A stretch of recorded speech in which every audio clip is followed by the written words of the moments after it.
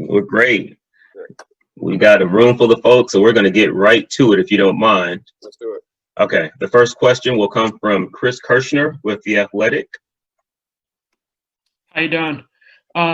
So you're obviously going from a championship team to an organization trying to make it to the playoffs for the first time in 3 seasons. Why would you say this situation was appealing to you instead of joining a contender or staying put with the Lakers? Well, the team I left hasn't been in the playoffs in about 7 years. So, if you do the numbers, this might be a better option as far as there's somebody else. Can you hear me? We got you. Okay. But no, I mean this young team, this young talented team, obviously, Trey Young, John, JC, Kevin Herter, the young guys have extreme amount of upside. And to me, honestly, I didn't think the East was very tough this year as far as the talent. I think it was kind of up for grabs as far as which team would prevail to the top. And as you've seen, anything can happen in the playoffs. So with this young team, a lot of young guys willing to learn and so much upside and versatility that these guys had, I wanted to come and join and help be a part of something that can kind of go in the uprise and an upswing of great things here in the city of Atlanta. Next, from Sarah Spencer from the AJC. Hey, nice to meet you. Hey, Sarah. Have they talked to you much about mentoring or kind of helping out some of the young guys on the team? And if so, is that something you're excited to do? And what are some of the best ways you've found to do that as you've done that to other young cores like over the years? I mean, yes, they've obviously mentioned it. It's kind of this comes with the game and who I am now, and as far as me mentoring young guys, So it's actually funny. I think I'm the oldest guy on the team. This is the first time in my career, so I've had to deal with that like the last 4 or 5 days. Kind of weird, kind of doing that and looking at the roster and understanding that I have the oldest, date on the sheet. So me personally, I think it's going to be a natural fit for me as far as being able to mentor the young guys. I've had so many great veterans in my career that's helped me become the player I am today. So it's only right for me to give it back full circle and be able to communicate with those guys on what I've learned and share my knowledge. Yeah, Vince Carter's not here to be the oldest guy around anymore. Yeah, he'll be about almost a couple years. Next to Steve Hummer from the AJC. Yes, hi, Rajon. Hello, Steve. Well, first thing, do any of your new teammates want to ever play you in Game of Cards? I heard that we do have some card players, but with COVID, I don't know if we'll be able to, things will be the same on the plane, or that's usually where we play is on the plane. So I don't know. I hear you're pretty good. I'm okay. Yeah. Okay. Yeah. I love to compete. And I love numbers. I love counting cards, and I love. And you're so adept at picking up the game and the nuances of the game. As you've gotten older, what is your patience level? I guess with other players who don't have that same ability. I think it's great. Obviously I continue to improve, but I also learn from so many different coaches that you have to have patience. You can't teach and coach everyone the same way. So myself, as far as the last 15 years, I was just trying to be a sponge on how guys or how coaches communicate with certain players. And patience is a big key. Understand that no one's going to learn at your level, or some people may get it, a lot of people may not. And I think that was something I heard about Magic Johnson and why he struggled with coaching is because people didn't pick it on as quickly as he would understand the game. So for me, I've had a lot of younger guys I played with in my career, and I think having kids as well helps with patience. So I think I'm up for the task, and I'm never willing to give up on anybody that's on my side. Thanks. Allison Mastrangelo with WSB. Hey, how are you? Welcome to Atlanta. Thank you. You've won 2 NBA championships. You've been in the playoffs a handful of times. Now you're joining a young core that really doesn't have any playoff experience. So what can you teach them about having kind of that NBA championship, mentality and goal to get to the playoffs? I think I bring just the mindset. What I bring in practice every day, the intensity, the focus, the amount of attention to detail that I will try to bring to the team is hopefully is contagious. And I believe the best way to lead is by example. A lot of people may say one thing or do another, but to actually witness it and do it daily on a consistent basis is going to be the biggest difference, I believe. We'll go back to Chris Kirshner. What do you envision your role is going to be on this team? Have they told you? What do you expect from just being with this organization? It's nothing they pretty much told me. It's understanding. Like I said, I've been in the business for 15 years now, and knowing that I'm not coming to be a starter. I'm not coming to play 30 minutes a night. It's whatever the team allows me to be and what they need. You know, it may be the extension of the coach, 20 games out of the first part of the season. So it varies. Like I said, I'm willing to bend either way. If I have to play a lot of minutes, if I don't, I'll be ready. So there's no particular role I have. I think the biggest role for me is just to lead. Lead by example and help these young guys as much as possible, understanding what it takes to play at a high level, consistent basis. Jamila Johnson from ATLHawksFans.com. Hey, welcome to Atlanta. So I just wanted to ask you, I have two questions actually. So for your off season, have you had much of an off season? Were you able to kind of realize, feels like the finals just ended and now you're starting a new season. Have you had any time to kind of relax or do anything in the off season? And also my second question is, how familiar with the city of Atlanta are you? I mean, of course, you've been in the league a long time. You're familiar with the city, but do you know any specifics? Are you trying to look around and kind of see the familiarity of any parts of the city? Well, to answer the first part, I think it's been like 45, maybe 60 days, somewhere between that as far as since we won. Maybe not even that long, but since we won or since I left the bubble, I've been enjoying my time with my family and friends. Not the usual off season or a celebration you would think as in the past and usual, but everyone's had to adapt and change because of COVID. So I've had, my time off. I took a couple of nice vacations. I enjoyed my time, my downtime, and I celebrated. But now it's, it's a shortened season, but it's time to get back to work, and I'm okay with that. I love the game, and it's something I'll probably continue to play the rest of my life. So, from a fit standpoint, from a love of the game standpoint, it is what it is, and to do it and get paid for it, I have no complaints. And the second part is my brother, Josh Smith, lives here, and we were roommates at Oak Hill many, many moons ago. And we have so many ties, and I've actually probably been over his house every night the last couple of nights as I'm looking for a place to stay still. So I'm very familiar with the city of Atlanta. I've come here a lot during my off seasons, a couple of summers, and like I said, I'm familiar. I know the town a little bit, and I remember what it was like when we played against Josh back in 08. The city of Atlanta in the playoffs. So I kind of want to get the city back to that type of feel. Hopefully, things will be a little more controlled to calm down closer to May, June-ish, and get the fans back in the arena, State Farm, and get it rocking again. Thank you. Paul Newberry from the AP.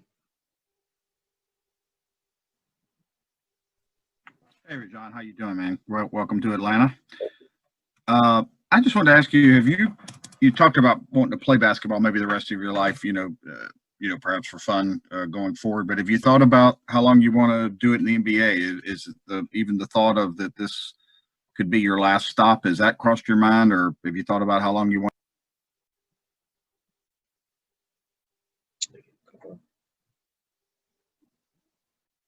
Hello, how's he doing? I think he's done. Okay. Oh yeah, sorry about that. Yeah, I just was, have you thought about how long you want to stay in the NBA? Is this possibly your last stop, or have you thought that far? I haven't thought that far. Obviously, my biggest focus is I want to be able to walk away from the game. I want to play to a point where I can't walk, or my son's 9. I don't want to play where when he's 16, I can't get up in the morning and go hoop with him. So when the game tells me, when my family tells me to put it up, then that's what I do. But right now, like I said, me moving back east is a lot closer to my family is going to be big and beneficial to me and my family. So that's another reason to come and join the Hawks as well. So I don't know how long I'll play, but like I said, I'll continue to play the game forever. I hate treadmills. I don't like to run any other way, so that'll be my cardio. Okay, we'll go back to Sarah Spencer. When you were younger, maybe close to the age that some of the Hawks young core is right now, what were some of the lessons that some veterans taught you that have proved really valuable and helpful over the years? Well, the first thing I think that pops in mind is that, you can't pick and choose when you want to be a leader, and understanding that you have to do it every day. And even when things go wrong off the court or things go wrong at home, when you get between those lines, as the point guard on the floor, everyone's looking at you to lead and show consistency. So for me, hopefully I can, rub a little bit off of Trey, other young BG, Chris Dunn, even the bigs, even our guard play. It doesn't matter who. It's anyone that's willing to listen. I try to go out there and give them my best and understand that I'm trying to spread the best knowledge possible for those young guys, because it was done to me. Thank you. Steve Hummer. Yes, Rajon, I was just wondering, what do you see when you look at Trey? What do I see? I see a really gifted young man. I mean, he can do it all. I've had a couple conversations with Trey, and I just can't wait to get in the film room with him and study his mind and have him understand, the best ways to attack defensive breakdowns, or how defense are, kind of controlling him or trying to control and contain him. So I look forward to this, learning from him, what he knows or what he thinks and how he sees the game, and also me giving him a lot of input on how we can destroy defenses and take his game to another level. Can I ask you too, how do you feel physically now compared to maybe, say, 10 years ago? I feel great. I learned a couple summers ago the easiest way to stay ready is to stay in shape throughout the summertime. So I don't take any time off usually, and if I do, it's maybe a little bit of downtime as far as off my knees as far as running. But I do boxing, I do yoga, I stay in shape other ways, and I try to keep the mind fresh and sharp in other ways to stay ready for when I got to be called and play an 82 or 72 game season. Thanks. Chris Kirshner. What areas do you feel like you can help Trey improve from what you've seen from just watching from afar and your limited conversations that you have had so far? I think I can help improve a lot of ways. I don't think it's going to show up statistically on how I can help Trey. I think it's going to be more of a mental edge, just how to approach the game and how to manipulate defenses, how to be efficient on a defensive end, being a smaller frame player. So I don't think it's going to show up statistically on, like, I'm not going to improve his shooting three or his assist to ratio numbers. It's just going to be more of him controlling the pace of the game, to where coaches will be able to sit down and those two be on the same page at all times while he's on the court and running the show. Terrell Thomas. Welcome to Atlanta, Rajon. Appreciate it. We've heard some speculations that whenever your NBA career is finished, that you'd be interested in possibly coaching. Do you see this time now with the Hawks? Of course, you mentioned a moment ago you're going to bend whichever way they want you to, but will you be taking this time to learn a little bit more from Coach Pierce and Coach McMillan? Absolutely, but to be honest, I've been doing that the last 5 or 6 years of my career. I take a lot of pride in, like I said, just learning from as many great minds as possible. And last year, Frank Vogel allowed me to be on a lot of the Zoom calls when I broke my thumb, and I was in every coach's meeting every morning, waking up at 4 in the morning LA time, while they were in a bubble, going over game plan and scout report. So this is something I've been, kind of practicing and putting in preparation for a long time. I did the NBA Top 100 Coaches Clinic Camp 2 years back. I actually coached Anthony Edwards at the Top 100 Camp. So, like I said, this is something I've been, planting the seeds for. Also shadowing certain GMs in the league. That's another goal of mine as well. I don't want to put myself in a box and say I just want to do one thing. Like, I would love to manage a team and understand the young talent and getting to understand the CBA now. So I'm working with my agent as far as it's him breaking down the collective bargaining agreement, because you definitely have to understand that and know that to be a GM. So I'm doing my due diligence, and also at the same time continue working on my game to help make an impact when I do get in the game, because that's my first job, and it still is my job now. So thank you. Cassidy from Atlanta Hawks Social. Hey, Rajon, nice to meet you. Cassidy. So you posted a photo of the John Lewis mural, which eventually sparked a lot of people saying you were coming here. And now that you're here, what does it mean to you to play for a city that has done so much to fight for Black people's civil rights and then to go on and wear the MLK jersey? It's definitely going to be an honor to be here. Obviously, me being from Louisville, Kentucky, the past couple of months or this year has been difficult, what we went through. So be able to come here, talk to Coach Lloyd Pierce on how much he's involved in the community, along with tying my foundation into what I'm doing in my city, which is only a 6-hour drive, 45-minute flight. So I think those two combining and collabing is going to benefit, I think, the world in general a lot more instance for me being here in Atlanta. So I look forward to all the things doing in the community and off the court with Atlanta Hawks, collabing with my foundation, like I said, and just trying to make things better. And I have a follow-up question when you were asked about cards. Do you play spades and are you good? Am I good? I don't know if you've seen the rankings in spades. I think it came out last week. I was number 3 in the country, and probably 3 because of due to COVID, I had to kind of miss a flight to Serbia and compete. So that dropped me out of the #1 ranking. But technically, I'm probably the best spade player you ever come in contact with. All right. Well, Coach Pierce had a spades tournament last year. So if COVID ever goes away and you're able to play, we'll put your skills to the test. All right. I wouldn't bet on it, but. All right. Thanks. We've got one from Alec McQuaid from WXIA. Hey, I was just curious. Obviously, before LA, you already were a champion. You already, as you mentioned, kind of had that mentality of what it means to be a champion. But was there anything in the last couple of years, being in LA, being around that roster, that even kind of developed that more? And is there something specific you learned to be a champion? No. So there wasn't as LA as far as, did you bring anything then to LA as far as helping them have a winning mentality? I think we all bring something to the table.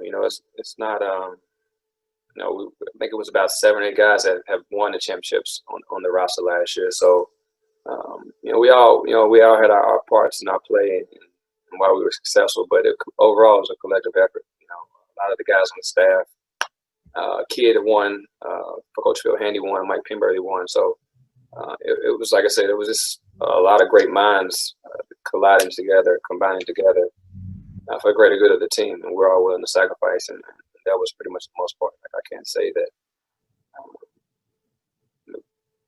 there was one thing in particular. Like I said, we just all kind of just were all on the same page at all times. And we weren't. We had discussions, conversations, arguments, and we got on the same page, one common goal.